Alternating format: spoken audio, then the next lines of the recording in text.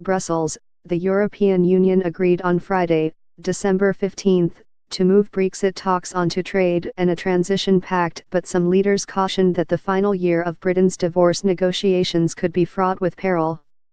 On the second day of a Brussels summit, EU leaders agreed sufficient progress was made after a deal on citizens' rights, the Irish border and Britain's outstanding payments, giving negotiators a mandate to move on to the main phase of talks. EU leaders agree to move on to the second phase of Brexit talks. Congratulations PM Theresa May, European Council President Donald Tusk, who chairs EU summits, said on Twitter. Discussion of a transition period to calm nerves among businesses is due to start in the new year, although talks on a future free trade pact will not begin until after March, a date underlined by guidelines that set out how to proceed as Britain seeks to unravel more than 40 years of membership.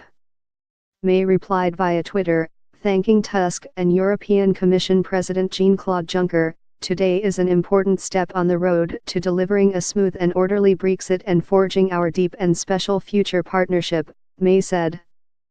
"We will deliver on the will of the British people and get the best Brexit deal for our country, securing the greatest possible access to European markets, boosting free trade with countries across the world, and delivering control over our borders, laws and money," she added. However, the future partnership discussion is set to be difficult. Leaders including German Chancellor Angela Merkel, Juncker, and Italy's Prime Minister Paolo Gentiloni warned.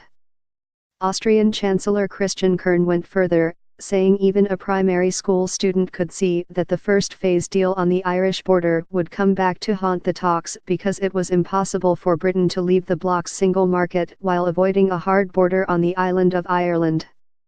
There cannot be any border controls between Northern and Southern Ireland, there cannot be border controls between Northern Ireland and the UK, but there can between UK and the EU, he said.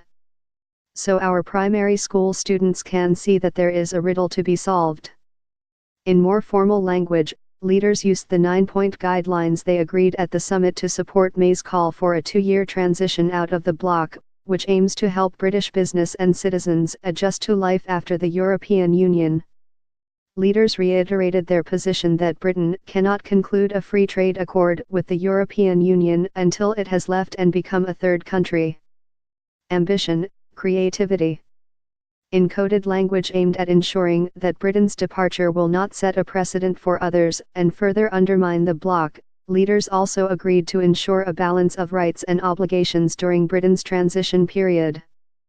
Ireland's Prime Minister Leo Varadkar cautioned that there were quite divergent opinions on how a new relationship and transition would look.